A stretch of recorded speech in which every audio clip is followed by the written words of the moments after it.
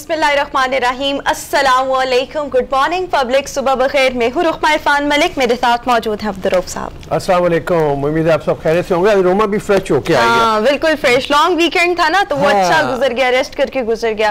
रोमा की तबीयत ठीक नहीं थी। हाँ नहीं ठीक थी, बट अब अल्लाह का शुक्र है बहुत बेहतर है। हाँ 2 दिन खूब आराम किया, बहुत आराम किया। नहीं शादियां भी 1-2 अटेंड की, बट आराम भी कर लिया। दिन में आराम किया, रात में शादी अटेंड की। बट एनीवेज हरमीत का रुख कर लेते हैं। हरमीत में हमें है नहीं साथ अभी हमारे। अच्छा हरमीत आगे चलकर हमें शो में ज्वाइन करेंगे। आज हरमीत के पास भी कुछ एक्सक्लूसिव खबरें हैं, वो हरमीत से हम जानेंगे।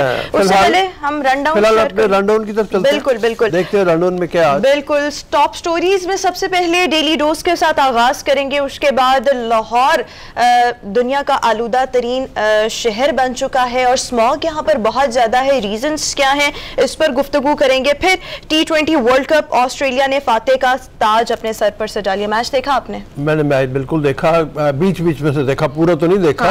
लेकिन बीच बीच में से देखा। वन साइडेड मैच था बिल्कुल, ऑस्ट्रेलिया ने डोमिनेट किया हुआ था। तफसील बाद में करेंगे। हाँ, तफसील चले बाद में करेंगे, क्योंकि मेरे भी माइंड में 1-2 पॉइंट्स हैं, बट मैं आगे जाके इसको डिस्कस करना चाहूंगी। ठीक, इसके अलावा सिंध से खबर है। सिंध हुकूमत ने सूबे में 5000 स्कूल्स को खत्म करने का ऐलान किया है। बड़ी अलार्मिंग सी सिचुएशन है। क्या जरूरत ऐसी आन पहुंची के स्कूल्स को खत्म किया जा रहा है, जो सरकारी स्कूल्स हैं, और ये जगह किसी और मकसद के लिए अब रखी जाएगी। वहां पर मुख्तलिफ सरकारी इदारे कायम किए जाएंगे। इसकी क्या वजूहात बनी, इस पर भी हमने डिस्कशन करनी है। फिर विंटर्स चूंकि आ चुकी हैं, अभी उतनी हद तक तो सर्दी नहीं है, बट फिर भी वो जो जल्द के मसाइल हैं वो बहुत ज्यादा स्टार्ट हो चुके हैं। ड्राइनेस बहुत ज्यादा हो रही है। हाँ, बिल्कुल, बिल्कुल। और हम तो वैसे खवातीन के स्किन के इश्यूज को डिस्कस करेंगे, बट मेरे ख्याल में ये ड्राइनेस वाला इशू तो हर इंडिविजुअल का है, हर जेंडर का है। सो इसको भी आज हमने शो में डिस्कस करना है। और आखिर में आटे का बहरान जो है उसका मतलब खदशा जाहिर किया जा रहा है कि ये बहरान बहुत जल्द सर उठाने लगेगा। और फ्लावर मिल्स का आज जुड़वा शहरों में हड़ताल का ऐलान भी सामने आ रहा है। इस हवाले से भी डिस्कशन करेंगे। सबसे पहले डेली डोज के साथ आगाज करते हैं। और सबसे पहले हमारे पास इंटरेस्टिंग खबर आज डेली डोज में ये है कि जनाब नॉर्मली अगर हम देखें तो प्रेगनेंसी का जो ड्यूरेशन है वो 40 वीक्स तक होता है। बट एक ऐसा बच्चा अमेरिकन स्टेट में पैदा हुआ जहां पर वो 21 वीक्स के बाद पैदा हुआ, जिसको इंक्यूबेटर में रखा गया, और अब वो 16 मंथ्स का हो चुका है और बड़ी अच्छी लाइफ अभी तक लाइक उसकी है, कोई इशू नहीं है, कोई किसी किस्म का भी हेल्थ इशू नहीं है।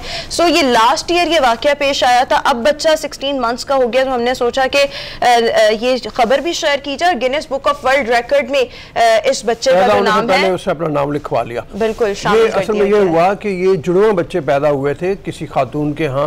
अलाबामा स्टेट है अमेरिका की, जहाँ पे ये बच्चा पैदा हुआ, लेकिन इसका भाई जो है वो फौत हो गया, ये बच गया। अब इतना छोटा बच्चा जो 4 माह और कुछ दिन का होगा, उसको फिर एक इंक्यूबेटर के अंदर रखा गया। इंक्यूबेटर में इसकी ग्रोथ होती रही, हर तरह की फैसिलिटी इसकी दी गई, और ये मिरेकल है एक कि ये बच्चा बच गया। उसकी वजह ये कि इतना छोटा बचता नहीं है बच्चा। पहले हम कहते थे कि वो जो 7 माह तक का बच्चा होता है ना, पाकिस्तान में कहा जाता था सतमाया, वो भी बड़ी मुश्किल से स्ट्रगल करके बचता है। फिर 6 माह तक आ गए, अब ये जनाब 4 महीने। अच्छा, मैंने हमेशा से ये सुना है कि 7 माह का बच्चा भी बच जाता है, 6 का भी शायद बच जाता है, पर 8 मंथ्स में जो बच्चा पैदा होता है वो नहीं बचता। इसकी वजह से आज तक मुझे भी नहीं रीजन समझ आए। बट एनीवेज ये बड़ी एक अनहोनी सी बात थी कि लाइक 4.25 महीने में ही डिलीवरी हो जाना, फिर उसको इंक्यूबेटर में रखना, वो बच्चा बच गया और अब वो 16 मंथ्स का है और कोई हेल्थ इश्यूज के साथ अटैच नहीं। Guinness book of world record में अपना नाम भी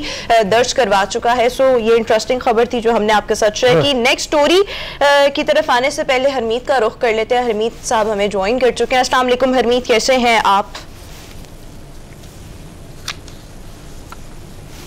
हरमीत को शायद आवाज नहीं गई, अभी थोड़ी देर में देख लेते हैं, दोबारा कर लेंगे हम। जी अस्सलाम वालेकुम रोम साहब, आ गई आवाज, आ गई आवाज, हरमीत भी आ गया।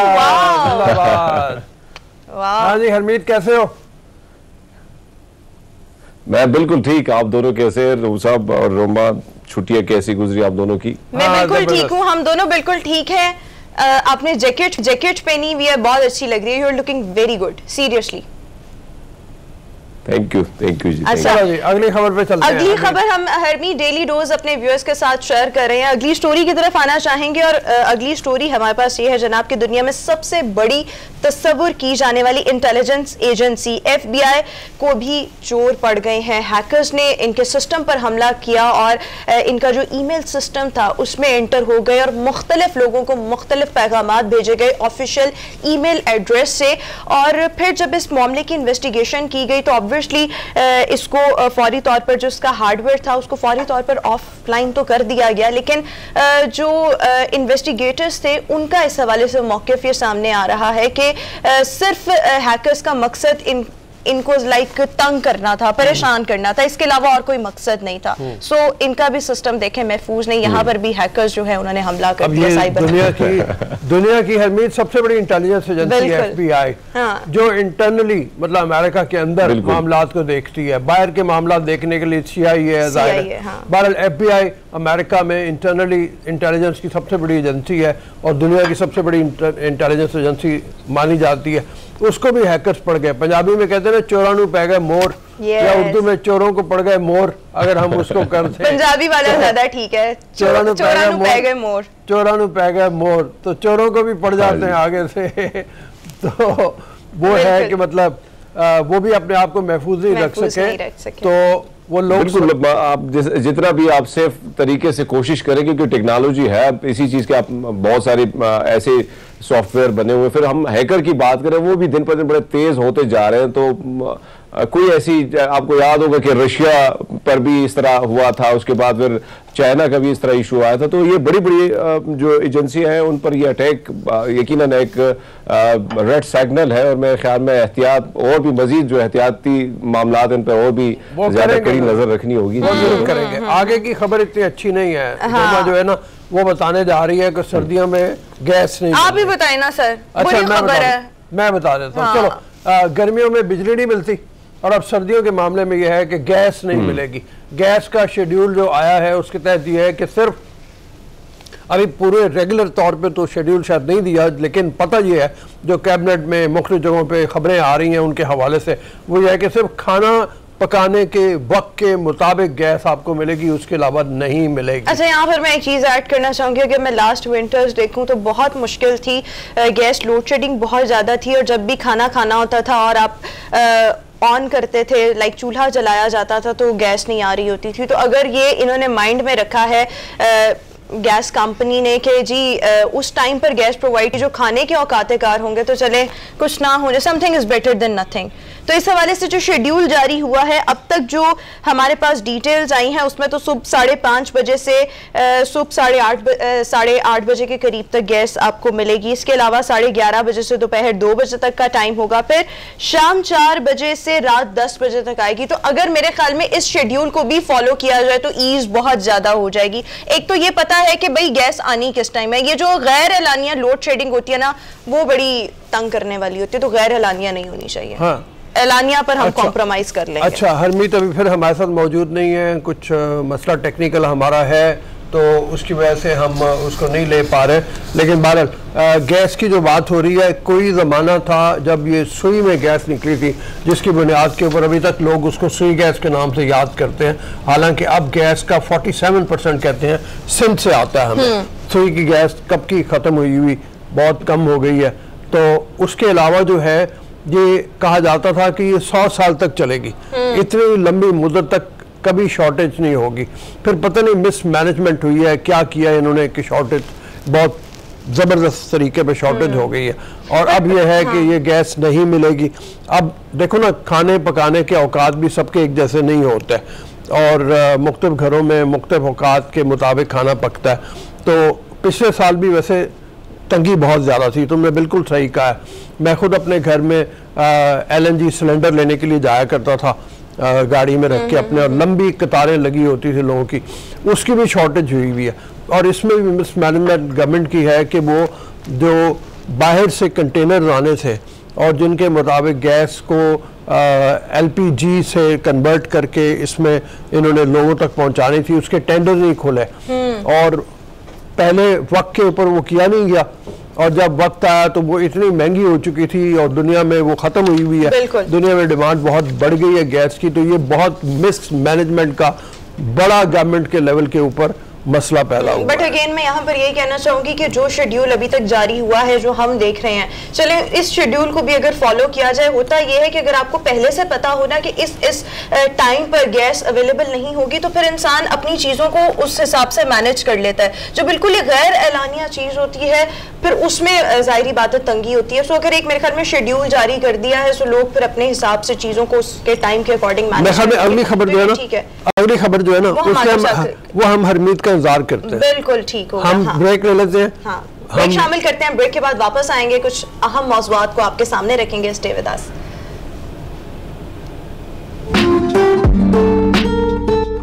ब्रेक के बाद एक बार फिर से शो में आपको खुश आमदीद कहेंगे। व्यूअर्स, हम अक्सर अपने इस मॉर्निंग शो में जिक्र करते हैं कि all over the world global warming बहुत ज़्यादा बढ़ चुकी है, पॉल्यूशन बहुत ज़्यादा हो चुकी है, जिसके असरात जो हैं हम मुख्तलिफ फॉर्म्स में देख रहे हैं। अब लाहौर जो है वो दुनिया के आलूदा तरीन शहरों में पहले नंबर पर आ चुका है और इसकी भी बहुत सी रीजंस हैं। और अगर हम पिछले कुछ दिनों को देखें या इवन लास्ट 2 मंथ्स देखें तो जब से थोड़े से विंटर्स आ रहे हैं, मतलब जब से विंटर्स आना स्टार्ट हुई है तो यहाँ पर स्मॉग बहुत ज्यादा हुई हुई है और मुसलसल स्मॉग है जो किसी भी वक्त छटने का नाम नहीं ले रही। अब ऑब्वियसली ये जो स्मॉग है ये हर तरह के लिविंग ऑर्गेनिजम्स के लिए बहुत ज्यादा नुकसानदेह है। इंसानी सेहत को इसमें ले लें, हमारी ओवरऑल एनवायरनमेंट के लिए, इकोसिस्टम के लिए बहुत ज्यादा हार्मफुल है। इससे बहुत से इन्फेक्शंस भी फैल रहे हैं, बहुत सी बीमारियां फैलने का भी खदशा है। सूरत हाल इस वक्त बहुत ज्यादा मतलब अलार्मिंग भी है, गंभीर भी है। ठीक है, तो मसला ये है कि जो मीटर्स लगे हुए हैं लाहौर में जो एयर क्वालिटी को जांचते हैं, उनके मुताबिक 385 के ऊपर इसका जो वो रीडिंग आ रही है। हाँ। और ये रीडिंग बेपना ज्यादा है। कितनी ज्यादा है मेरे ख्याल में तफसील हमाद से चल के पूछते हैं। हमाद नकी खान, डायरेक्टर जनरल WWF हमारे साथ मौजूद है। अस्सलाम वालेकुम हमाद जी। वालेकुम सलाम। एक तो सबसे पहले हमें ये बताओ कि ये जो मीटर्स हैं जिनके तहत इनको जांचा जा रहा है 385, ये रीडिंग हमें क्या बताती है? दिल्ली में इस वक्त क्या है, चाइना में क्या है, और हम क्यों कह रहे हैं कि हमें परेशान होना चाहिए कि ये बहुत परेशान कुन खबर है हमारे लिए? अच्छा, इसमें दो चीजें हैं। एक तो क्योंकि आजकल एक ये डिबेट भी हो रही है कि जी EPD ने और पंजाब गवर्नमेंट ने और एक स्टेटमेंट भी दी कि जो सिटीजन्स ने या प्राइवेट पार्टीज ने जो एयर क्वालिटी मॉनिटर्स लगाए हुए हैं और उससे जो डेटा आ रहा है that is not at all reliable. अच्छा, इवन अभी मेरे सामने दोनों वेबसाइट्स खुली हुई हैं एज आई स्पीक। अब EPD के अगर वेबसाइट पे जाएं तो ये टाउनशिप में जो इनका लगा हुआ है वो बता रहा है 380 और इसके साथ जो इनका जो इंडेक्स है air quality index which is poor, cause breathing comfort to people. लेकिन अगर आप इसको कंपेयर करें इस इंडेक्स को US से या किसी और से तो इसका मतलब है कि ये वाली जो फिगर्स है ये थोड़ी सी हैजर्डस होनी चाहिए। It's not poor. इसी तरह अगर आप जो IQ एयर जो US AQI को देखती है, जो सिटीजन्स के और जो प्राइवेट लगे हुए हैं, वो बता रही है air quality index is 419 which is hazardous. Hazardous means के अगर इतने पे हो तो आपको you have to declare it as a kind of a public health emergency. Now अब इसी से रिलेटेड जब इतनी फिगर्स 450-400 के ऊपर गई, दिल्ली में उन्होंने कोर्ट्स ने और गवर्नमेंट ने स्कूल्स को बंद कर दिया 1 हफ्ते के लिए बिकॉज दे डोंट वांट के ये जो खास तौर पे जब ये जाएंगे स्कूल्स और इनका एक्सपोजर हो इतनी ये जो बुरी हवा की क्वालिटी है उसके साथ। लेकिन हमें अभी कोई अलर्ट इस तरह का जारी नहीं हो रहा। जो प्रोविंशियल डिजास्टर मैनेजमेंट अथॉरिटी है बिकॉज इसको स्मॉग को एक आफत क्लैमिटी करार दिया गया which is absolutely correct. It is a calamity.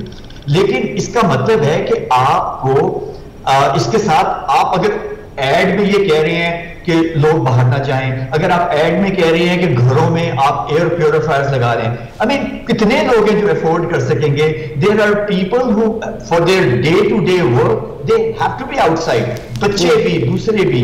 So I think ये जो है इनको जो सिवियरिटी ऑफ द सिचुएशन है, I think it's very important कि गवर्नमेंट इसको रिकॉग्नाइज करे, एक्नॉलेज करे, और सिर्फ कि जब सीजन स्टार्ट होता है आप बता देंगे कि हमने इतनी ब्रेक गेन्स हमने जिगजैग पे कर दी या हमने फलाने लोगों का चलान किया। अभी मैं लास्ट वीक भी 2 दफा इस्लामाबाद से आप लाहौर आ रहे हो मोटरवे पे, आपको नजर आता है कि जो हमारे किसान भाई हैं वो स्टबल को आग लगा रहे हैं आपको, और वो एक तो जो पब्लिक उसके लिए एयर क्वालिटी के लिए तो है ही है, वो सेफ्टी के पॉइंट ऑफ व्यू से, बिकॉज एकदम धुआं जो वो मोटरवे पे उसका वो आ जाता है, वो बिल्कुल आप ब्लाइंड हो जाते हैं, बिल्कुल आपको कुछ नजर नहीं आता। लेकिन आपको रऊफ साहब ये वी नीड टू अंडरस्टैंड कि ये एक small part of the jigsaw puzzle. Main culprit is our transport sector. जितनी भी आप रिपोर्ट्स देखिए, गवर्नमेंट ने तो कम की नहीं है ना, जो दूसरे अदारों ने, इंटरनेशनल अदारों ने जितनी भी रिपोर्ट्स बनाई हैं, वो बताती हैं कि आधी से ज्यादा जिसका जो मेन कल्प्रिट है that is your transport sector, that is the poor fuel quality. एक फिर जो आपकी जो मोटर व्हीकल फिटनेस होती है कि ये जो एक व्हीकल है पब्लिक ट्रांसपोर्ट की या दूसरी, ये रोड पे आने के लिए तैयार है। मुख्तलिफ रीजंस आपने बता दिए हैं, जब वो ही नहीं रही, मुख्तलिफ रीजन सर आप बता रहे हैं। आपको नहीं लगता कि जो सिचुएशन अभी इस वक्त लाहौर की हम बात करें यहाँ पर है, तो यहाँ पर भी पब्लिक हेल्थ इमरजेंसी का नफाज कर देना चाहिए? और आपको क्या लगता है हुकूमती सतह पर कौन कौन से मेजर्स हैं जो फौरी तौर पर ले लेने चाहिए? बिकॉज इस वक्त बहुत से इंडिविजुअल्स हैं जो बहुत ज्यादा मुतासर हो रहे हैं। आई थिंक इनको अलर्ट जारी करने चाहिए, इनको बिल्कुल लोगों को बताना चाहिए कि कि क्या, और खास तौर पे जो एक देखें, ये तो स्मॉग कमीशन की रिपोर्ट एक बड़ी कम्प्रिहेंसिव रिपोर्ट थी। पंजाब गवर्नमेंट ने कमिट किया था कि उसकी जितनी भी रिकमेंडेशंस हैं उसको हम फॉलो करेंगे। होता ये है कि सीजन से, और ये एक चीज मैं और क्लियर कर दूं, अगर हम समझते हैं ना कि लाहौर की एयर क्वालिटी सिर्फ ये 3 महीने में या 4 महीने में खराब होती है, तो ये भी एक बहुत बड़ी मिसअंडरस्टैंडिंग है।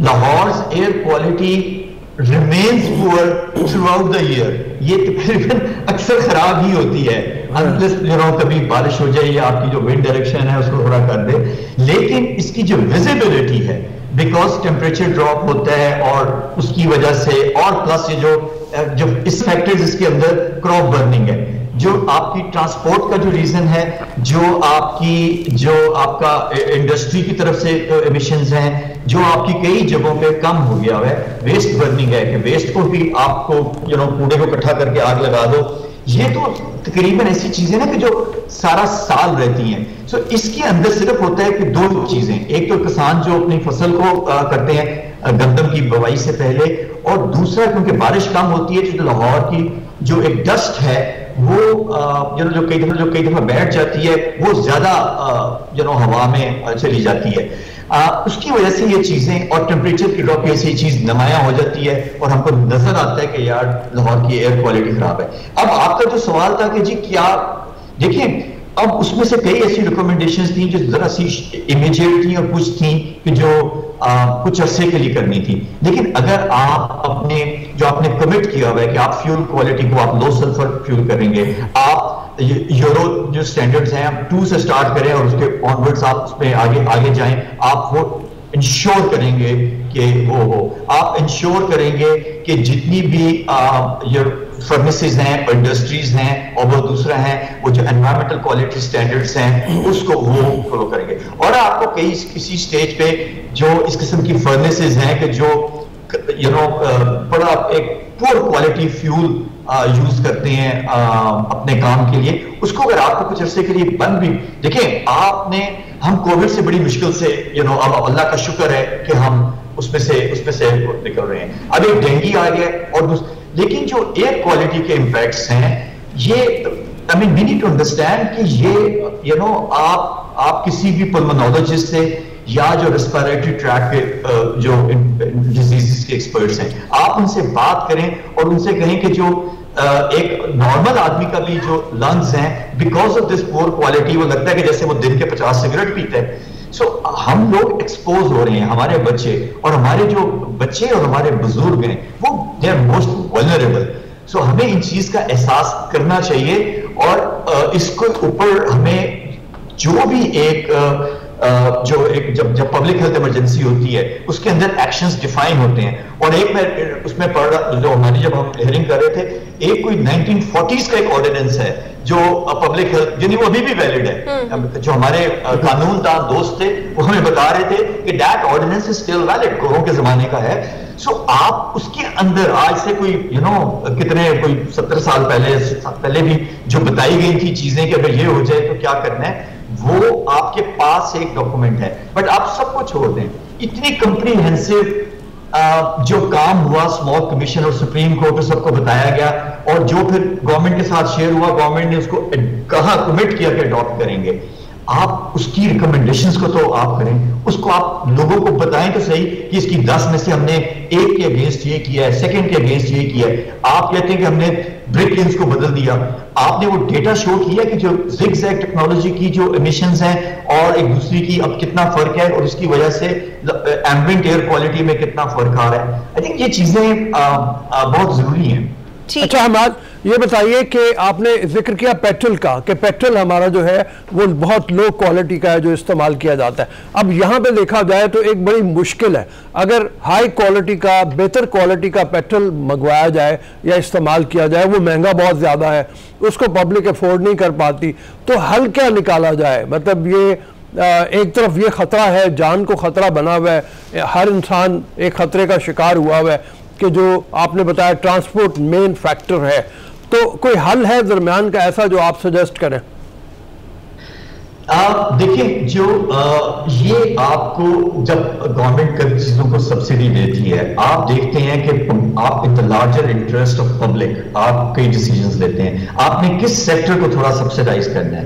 आप अगर आपकी जो पॉलिसीज हैं, अगर आपका बजट एलोकेशन है एलिट्स के लिए, अगर आपके अभी भी जो प्रोजेक्ट्स हैं वो आप कह रहे हैं कि हम एक नए फ्लाईओवर बना देंगे, हम एक्सप्रेस बनाएंगे जो कार सेंट्रिक हैं, तो इसका मतलब है कि आपके जहन में अभी भी ये है कि एक गाड़ी जो गुलबर्ग से मोटरवे पे जाने पे अगर उसको 15 मिनट लगते हैं, हमें कोशिश करनी है कि उसको 8 मिनट में पहुंचा दें। अब फाइन, अगर आपके पास सरप्लस मनी है, do it, but not at the cost of public health. आपकी मेन आपका होना चाहिए कि आप पब्लिक ट्रांसपोर्ट को इंप्रूव करें। सेकंड, अगर आपने सब्सिडाइज करना है तो आप देखें कि आपने फ्यूल क्वालिटी को, और ये बाय द वे मैं आपको ये बताता चलूं, जब हम एयर क्वालिटी कमिश्नर उसमें बात कर रहे थे, सो हमें पता चला कि रिफाइनरीज को पहले भी काफी फैसिलिटेट किया गया, एंड दे कमिटेड कि they make the changes with in their equipment सारा, सो दैट एक अच्छी क्वालिटी का जो फ्यूल है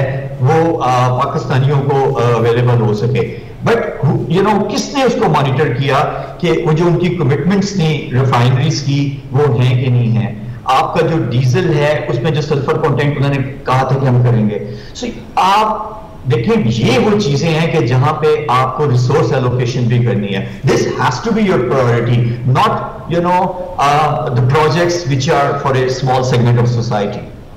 ठीक है हमाद साहब, यहाँ पर एक आखिरी सवाल, आपको वैसे लगता क्या है, मतलब कि कितने अरसे में और ये जो स्मॉग है ये खत्म होना शुरू हो जाएगी नेचुरली, और इंडिविजुअल लेवल पर हर इंडिविजुअल को अपनी केयर किस तरह से करनी है? एक तो मास्क हो गया, दूसरा मजीद जो प्रिवेंटिव मेजर्स हैं उस हवाले से भी जरा बता दीजिएगा।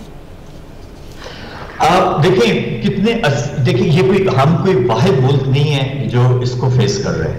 हाँ, हमारे हमसाया 2 ममालिक सीरियस उनको प्रॉब्लम, बल्कि मैंने उसमें नेपाल को भी ले लिया, लेकिन India, China, they are big countries, developing countries में भी उनकी इकोनॉमी को देखें और दूसरा उसमें देखें तो वो बड़े टॉप के ऊपर है। But if you look at the developed world also, London smog एक फिनोमेना था जिसको इवन लिटरेचर में भी उसका जिक्र है। सो बट जब गवर्नमेंट्स पब्लिक प्रेशर पे आके जब उन्होंने कमिटमेंट की कि हमने इस चीज को एड्रेस करना है, ठीक है ना, अब आपने इलेक्ट्रिक व्हीकल पॉलिसी तो बना दी है, but how many people will be able to afford electric vehicle? So एक आपका जो ये आप कह रही हैं कितने अरसे में, जब तक आप स्ट्रिंजेंट मेजर्स नहीं लेंगे, and that would also take few years to be honest, क्योंकि आप स्टेप्स तो लें, लेकिन जो कई ऐसे स्टेप्स हैं जो आप इमीडिएट भी ले सकते हैं। और आपने सेक्शन 144 लगा के अगर आप किसानों को फाइन कर रहे हैं या पकड़ रहे हैं, उसको आप एक्सटेंशन के जरिए, एग्रीकल्चर एक्सटेंशन, उनको फैसिलिटेट भी करें। व्हाट आर द ऑल्टरनेटिव्स कि, और आजकल इतनी टेक्नोलॉजी बड़ी बेसिक, आप उस किसान को वो इक्विपमेंट दें या वो नॉलेज दें कि जिससे जो फौरी तौर पर लेने चाहिए इंडिविजुअल लेवल पर भी और हुकूमती सतह पर भी। और सबसे पहले जिस तरह से हमाद साहब कह रहे हैं, मेरे ख्याल में एहतियात कर सकते हैं, दफा 144 का नफाज लाजमी होना चाहिए। Thank you so much Hamad साहब, आपने गुड मॉर्निंग पब्लिक के लिए सर वक्त निकाला। वही दफा 144 का नफाज होना चाहिए और हमें इंडिविजुअल लेवल पर भी बहुत से इकदाम है जो करने की जरूरत है। इसके अलावा गवर्नमेंट लेवल पर भी बहुत से इकदाम है जिनका हमाद साहब ने भी जिक्र किया, वो होने की जरूरत है मेरे ख्याल में। अभी हम शो में एक ब्रेक शामिल करते हैं, एक ब्रेक के बाद वापस आएंगे। ब्रेक के बाद एक बार फिर से शो में आपको खुशामदीद कहेंगे। शहरे इक्तदार की अगर बात की जाए तो यहाँ के लोक विरसा में सकाफती मेले का इनेकाद किया गया, जहाँ पर मुख्तलिफ सूबों के जो रंग थे वो दिखाई दिए। मैं हंस रहा हूँ कि हरमीत को मैंने थोड़ी देर पहले देखा था, क्या जबरदस्त किस्म का भंगड़ा डाला है उसने। अच्छा, तो बाकी वफूद सारे भंगड़ा मेरी नजर से कैसे ओझल हो गया। अभी आप देखोगी ना, ये जो ताइफे हैं जो मुख्तलिफ मुल्क के मुख्तलिफ सूबों से नुमाइंदगी कर रहे हैं, वो वहाँ पे मौजूद हैं। हाँ। फनकार मौजूद हैं, स्टॉल्स लगे हुए हैं और उनके दरमियान हमारा हरमीत है। वो हरमीत क्या कर रहा है, दिखा रही हो तुम? हाँ चले पहले चलकर रिपोर्ट देखते हैं ना, ये खुसूसी पैकेज है।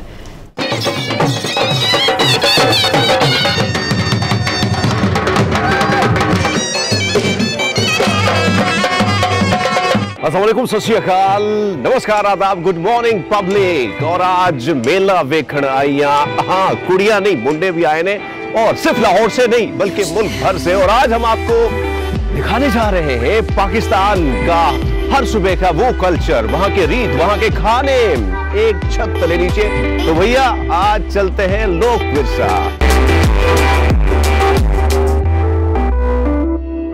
मेहमान नवाजी में नहीं है जिनका कोई सानी, यारों के यार हैं दिलदारों के दिलदार, राशमड़ा रुखशमड़ा पखेर राली। तो चलते हैं भैया खैबर पख्तूनख्वा के पवेलियन। अच्छा, वैसे इस घर की बात की जाए तो इस घर को देखकर मुझे अपना गांव याद आ रहा है, रोमा और रूसा। लेकिन यहाँ पे एक जोड़ी है, बीबी शीरीनी की, तो इनसे बात करते हैं। कैसे हैं आप? संग चल दे रुख बड़े चलता रुख शमा, अस्सलाम वालेकुम, बखैर आ गई सिंह खैर, बिल्कुल ठीक ठाक। तो ये जो रिवायती लिबास है खैबर पख्तूनख्वा का, आप दोनों की जो जोड़ी है बड़ी मजे की लग रही है भैया। और पाजी बड़े गुस्से में, गुस्सा करते हैं वैसे? नहीं, वो तो मुझे नहीं पता कि गुस्सा करते हैं कि नहीं, पर अभी हम आए हैं, हम पश्तो कल्चर ड्रेस पहने हम दोनों ने, और बहुत अच्छा लग रहा है। मुंतदीन हम पता लगी हर सो कम चिराजिम से तस्वीरान उबासी नो जम पुख्तो सरा खलक डी। वैसे आतन आपको आते, तर्जुमा मैं कर लूंगा। रोमा ये कहते हैं कि जितने भी लोग आते हैं ना रहू साहब, बड़े प्यार से, बड़ी मोहब्बत के साथ इनके साथ पिक्चर, तस्वीरें, और जिस तरह ये प्रमोट कर रहे हैं तो कमाल है भैया। ड्रेसिंग इनकी देखे मजा ही आ रहा है। वैसे रोमा का दिल कर रहा है कि ऐसी ड्रेसिंग में पहनूं, लेकिन आप आएंगे ना सवात शांगला तो आपके लिए खरीदेंगे भैया, अब आपके पैसों से। रहू साहब आप हमेशा करते हैं, तो आज हम भैया मौजूद है कलाश की महिला के साथ। हाँ, कैसी हैं आप? मैं बिल्कुल ठीक ठाक, आप सुनाए आप कैसे हैं? आपकी ड्रेसिंग माशाल्लाह बड़ी कमाल की। क्या को आपकी जुबान में इसके क्या कहा जाता है? इस ड्रेस को हम पिरान कहते हैं, जो हमारी कलाशी लैंग्वेज में, जिस तरह मैंने केप पहना है इसको शुशुत कहते हैं हम। ये बनाने में कितना वक्त लग जाता है? बड़ा मुश्किल मुझे जो लग रहा है भैया। बनाने में तकरीबन 3 से 4 डेज, 3 से 4 डेज, और जो ड्रेस मैंने पहना है उसको बनाने में 4-5 डेज लगता है। तो ये जो मेला है लोक विरसा का मेला, कितना अच्छा साबित हो रहा है, कितना अच्छा है, क्योंकि प्रमोट भी हो रहा है मुख्तलिफ इलाकों का जो कल्चर है, एक ही प्लेटफॉर्म से हो रहा है। तो क्या लगता है मुख्तलिफ पाकिस्तान के मुख्तलिफ सूबों में भी ऐसा होना चाहिए? वैसे इस दफ़ा हमारी जो KP के कल्चर एंड टूरिज्म अथॉरिटी ने इतना अच्छा वो किया है कि यहाँ के सेटअप इतना ज़बरदस्त इन्होंने किया है, इस तरह के हर सूबे में होना चाहिए। खैबर पख्तूनख्वा की अगर बात की जाए, लेकिन हुजरे की अगर बात ना की जाए, तो मैं समझता हूँ वो ज़रूरी है भैया। और इस वक्त मैं हुजरे में हूँ, खैबर पख्तूनख्वा के हर गाँव, हर शहर में कहीं ना कहीं हुजरा जरूर मौजूद होता है, और इस हुजरे में मेहमान नवाजी की जाती है, और साथ साथ जो इलाके के मशरान है वो यहाँ पे बैठक लगाते हैं। तो ये कम्युनिकेशन की एक बहुत बड़ी जो है वो बैठक लगती थी, और यहाँ से कम्युनिकेशन का जो घरों तक खबरें पहुंचाना है, खबरें फैलानी है, तो यहाँ से ही सारी चीजें होती है। लेकिन इसके साथ साथ मौसीकी का तड़का है, फिर खैबर पख्तूनख्वा का रबाब। तो भैया एंजॉय करते हैं आज इस तड़के को, रबाब के, और साथ में ढोल को।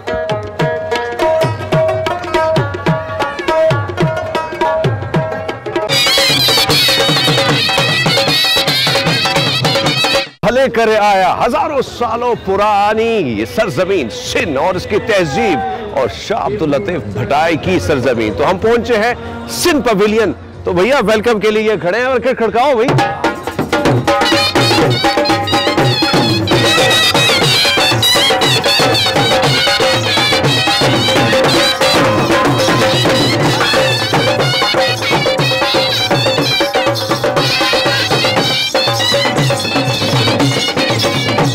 तो जनाब मुख्तलिफ सूबों की हमने बात कर ली, गिलगित बल्तिस्तान को अगर हम इग्नोर करें तो ज्यादती होगी। मेरे बैकग्राउंड में जो हमारे कौमी नेशनल हीरो की तस्वीर या उनका जो मुजस्मा नस्ब किया है, तो आप समझ गए होंगे कि मैं गिलगित बल्तिस्तान के पवेलियन में हूँ। मोहम्मद अली सतपारा, जिनको इश्क था, मोहब्बत थी और जिनकी ख्वाहिश थी कि वो पहाड़ों में अपना घर बनाएंगे, हालांकि उन्हें अपना मस्कन तो बना दिया पर ऑक्सीजन ना मिली, और ऑक्सीजन ना मिली तो हमने ऐसे नायाब हीरे को हमने खो दिया। लेकिन इसके साथ साथ हम बात करेंगे गिलगित बल्तिस्तान के कल्चर का, यहाँ के लिबास का, यहाँ के ड्राई फ्रूट का और यहाँ की खूबसूरती का। तो गिलगित बल्तिस्तान की बात कीजिए और ड्राई फ्रूट, इसको तो हम इग्नोर नहीं कर सकते ना। बहुत ज्यादा ड्राई फ्रूट जो है वो आता है गिलगित बल्तिस्तान में और काफी फेमस है। तो भैया आपने स्टॉल लगाया बड़े मजे का और बड़े मजे मजे की चीजें, वैसे दिल करता है सब खा लूं, लेकिन ये प्योर गिलगित बल्तिस्तान से ही है। अस्सलाम वालेकुम हरमीत, कैसे हैं आप? ठीक हैं? बिल्कुल ठीक। जी, ये सारी चीज़ें आपको गिलगित बल्तिस्तान से मिलेंगी। वन थिंग जो मैं बहुत बताती हूँ, ऑर्गेनिक है, कोई मिलावट नहीं है। आपकी सेहत से इम्पोर्टेंट कोई चीज़ नहीं होती, इसीलिए हमने इस चीज़ पे फोकस किया हुआ है, कोई चीज़ इनऑर्गेनिक नहीं हो। मतलब मेरा दिल कर रहा है कि मैं छक लूं। आप प्लीज खा सकते हैं, वैसे के लिए हमने रखा हुआ है ताकि आप लोग देख लें, चख लें, समझ लें क्या चीज़ है और उसके बाद आप खरीद सकें। लेकिन इस पे ये जो आपने छिड़का है क्या है? ये कोई फ्लेवर चाहे लग तो मुझे कोई स्वाद ऐसा डिफरेंट स्वाद है। ट्रेडिशनल लाइक चॉकलेट, बिकॉज ये मीठा होता है। ये मलबरी या ग्रेप्स से बनाया जाता है। मलबरी ग्रेप्स का एक सॉस बनाया जाता है। देन उस वॉलनट्स को पिरो के उसके ऊपर टक करके देन ड्राई किया जाता है। और कितना टाइम लगता है? बड़ा मुश्किल लगता है। Like seems like at least 10 to 12 days, because sauce बनाने में टाइम लगता है, उसके ऊपर लगा के ड्राई करने में टाइम लगता है, पिरोने में टाइम लगता है। इतने लोगों की मेहनत होती है इसमें माशाल्लाह। मुझे बताया कि मैं जब गिलगित बल्तिस्तान के इस पवेलियन में हूँ तो सारे ग्रीन आइज, गोरे चिट्टे, लंबी हाइट, तो क्या ये ड्राई फ्रूट खाने का कमाल है? कुछ और राज है भी खूबसूरती? एक तो अल्लाह का करम है, दूसरी बड़ी बात ये पास एवरीथिंग इज लाइक ऑर्गेनिक। बहुत सारी चीजें आपको जो मिलती है, जैसे मेरे पास खुबानी का तेल है। आई टेल देम कि बालों का तेल। अच्छा, ये वाला एप्रिकॉट बिटर ऑयल है। मैं कहती हूँ कि ये बालों का तेल है। साथ में एक और चीज कहती हूँ, इट्स कोल्ड प्रेस्ड, ईटेबल है। अब आप सोचें कि इसकी प्योरिटी किस लेवल की है, ये किस लेवल पे ऑर्गेनिक है कि जो खाने की चीज है और वो आप बालों में भी लगा सकते हैं। अच्छा, हमारी जो को होस्ट है उसको अपने बालों का बड़ा ख्याल होता है, तो रुमा अपने बालों का बड़े मामला बड़े खराब ही होते हैं ना, तो ये लगाएं तो मेरे ख्याल में बड़ी रिलैक्सेशन होगी। बाल आपके लंबे, घने, चमकदार। बहरहाल और भी सारी चीजें हैं, मुख्तलिफ स्टॉल्स लगे हैं, वो भी आपको दिखाते हैं, विजिट कराते हैं मुख्तलिफ स्टॉल्स का, और दिखाते हैं आपको गिलगित बल्तिस्तान के लोगों से भी मिलवाते हैं, उनसे बात भी कराते हैं। तो आइए चलिए। वैसे गिलगित बल्तिस्तान में अगर आप जाते हैं या वहाँ के इलाके के लोग जो ज्यादा पहनते हैं वो है ये टोपी, और इस पे लगा है सुरखाब का पर। तो पूछेंगे भैया क्या प्राइस है वैसे इसकी? 3000। अच्छा, 3000। तो कितने टाइम में ये बन जाती है? ये जो है तकरीबन 15 दिन, अगर यही काम करे तो फिर 15 दिन में, अगर इसके साथ घर का काम या फिर दूसरे कोई काम हो तो फिर महीने लगते हैं एक बनाने में। बिया पखेरना, इस वक्त मैं मौजूद हूँ बलूचिस्तान के पवेलियन में, और ये अगर हम देखें मुख्तलिफ बलूचिस्तान के मुख्तलिफ इलाकों में ये यहाँ पे लोग बैठे होते हैं, रहते भी हैं। तो हमारे साथ ही एक बाबा जी मौजूद है, उनसे भी बात कर लेते हैं। अस्सलाम वालेकुम बाबा जी, क्या हाल है?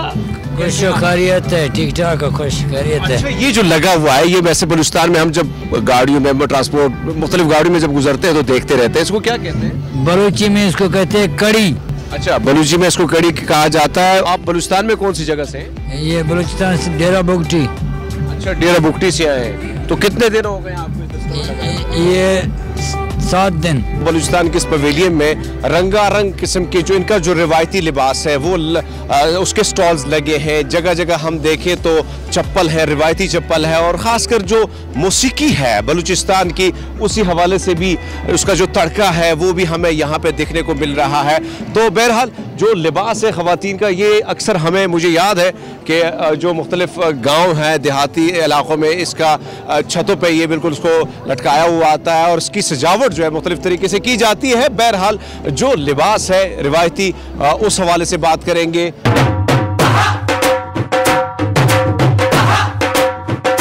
पंजाब 5 दरियाओं की सरजमीन, तो छठा दरिया है इश्क। वारिस शाह ने हीर लिखी तो रांझे ने बंसी बजाई तो सबके दिल मोल लिए। तो चलिए भैया पंजाब पवेलियन। तो पंजाब की बात की जाए तो गजब के हैं ये लोग, और मेरे बिल्कुल बैकग्राउंड में अगर आप देखें तो घर बना हुआ है, बेड़ा है, लोग आके बैठ रहे हैं। साथ साथ में एक और चीज जो मुझे ज्यादा अपनी तरफ अटैक कर रही है वो है चरखा। तो भैया चरखा तो आपने पंजाबी सॉन्ग्स में, पंजाबी गानों में सुना होगा, और इसके साथ साथ देखिए बच्चे भी इंजॉय कर रहे हैं। तो माइया मेलो याद आंदा, मेरे ख्याल में शहजाद यही है। और इसके साथ साथ अगर हम बात करें खुला डोला, जितने पंजाबी खुले डोले होते हैं ना, उसी तरह जो बेड़ा है, इसी के साथ अगर हम बात करें, हमेशा हम पंजाब की का जब जिक्र आता है तो हरियाली, खेती बाड़ी, तो दरख्त के साथ लगा है कुआं, कुआं बना हुआ है भाई। और ये ही मजा था पंजाब के देहात की, जितने भी गांव हैं, ट्रेडिशन था ये पंजाब का, आज भी है, लेकिन पानी नहीं है। और उसके साथ साथ दरख्त का देखें तो ये नज़ारा ऐसे है कि आपको मज़ा ही आ जाए, बल्कि आप ऐसे आप फील करेंगे कि मैं पहुंच चुका हूं पंजाब के किसी न किसी देहात में, किसी न किसी गांव में। लेकिन पंजाबी आर्ट की बात की जाए तो पंजाबी आर्ट और जो ट्रक आर्ट है पूरी दुनिया में मशहूर है। यहाँ से ही ज़्यादातर जो आर्टिस्ट है वो बनाते हैं, ऑस्ट्रेलिया, यूके, और जहाँ भी जाए तो भैया ये बड़े मज़े का बना हुआ है, काफ़ी फेमस है, और इस पर बड़ा ही मेहनत से काम किया जाता है। वहाँ पे अगर आप देखें तो हमेशा हम मुख्तलिफ ट्रक्स की बात की जाए, जब हम ट्रक्स गुजरता है तो उसके पीछे लिखे हुए जो अशार होते हैं या कुछ ऐसे अल्फाज जो हमें अपनी तरफ खींचते हैं, तो भैया लिखा है जी आया नो पखेर राले सत श्री अकाल। वैसे सत श्री अकाल नहीं लिखा है, मैंने वैसे बोल दिया, बट बहरहाल मजा आया भाई। इसी के साथ साथ अगर बात की जाए दीगर स्टॉल्स की, तो बहुत सारे स्टॉल जो है यहाँ पे सजे हुए हैं, मेला सजा हुआ है, रंगारंग मेला, और लोग आके इसको एंजॉय कर रहे हैं। पंजाबी खुले ढोले लोग हैं भाई, और पंजाबियों के खाने पूरी दुनिया में मशहूर है। लेकिन वैसे मकई की रोटी, हाय भैया, और ये सरसों का साग, ऊपर मक्खन,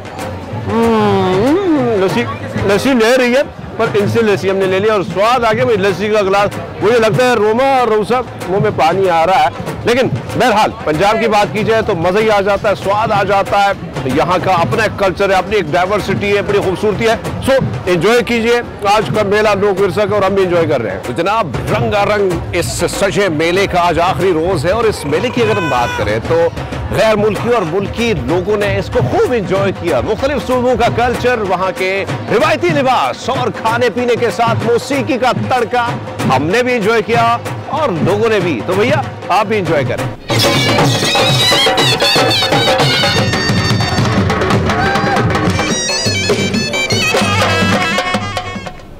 जबरदस्त कमाल हो गया। निहायत खूबसूरती के साथ हरमीत ने सकाफती मेले को कवर किया, और इतना खूबसूरत मेला मुझे अगर पता होता तो मैं स्पेशली इस्लामाबाद जाती यही विजिट करने, like worth visiting, worth watching. ये तमाम मैंने वैसे लोक विरसा के मेले कुछ अटेंड किए हुए हैं। अच्छा, वाकई इतने ही रंगारंग होते हैं, इससे भी ज्यादा रंगारंग होते हैं।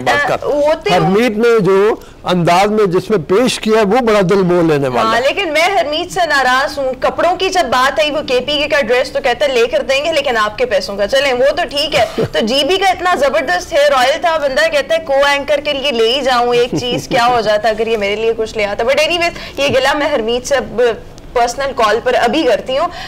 अभी हम शो में एक ब्रेक शामिल करते हैं, एक ब्रेक के बाद दोबारा हाजिर होंगे। Good Morning public.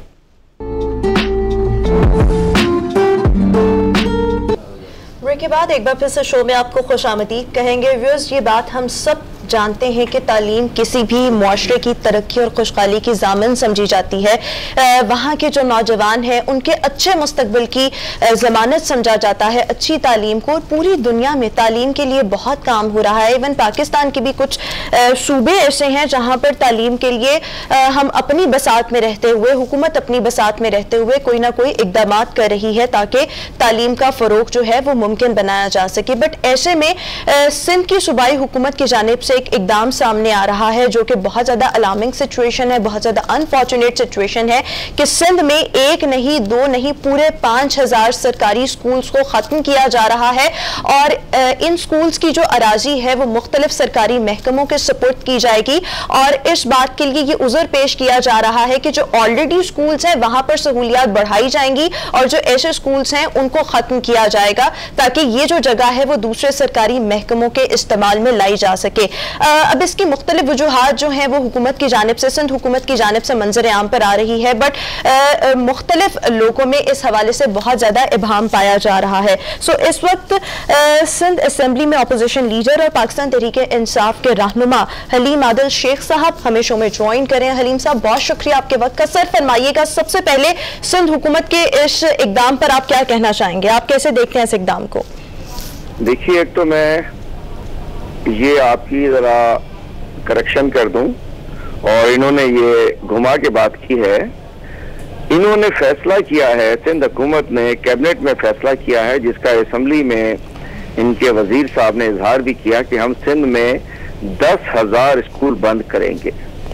तो ये 5,000 नहीं है, 10,000 है। इन्होंने प्रेशर को सस्टेन करने के लिए कि जरा एक हजम कराने वाले 5,000 थे, 5,000 को इन्होंने 5,000 पहले फेज में 5,000 स्कूलों को खत्म करने का फैसला किया है, बंद करने का।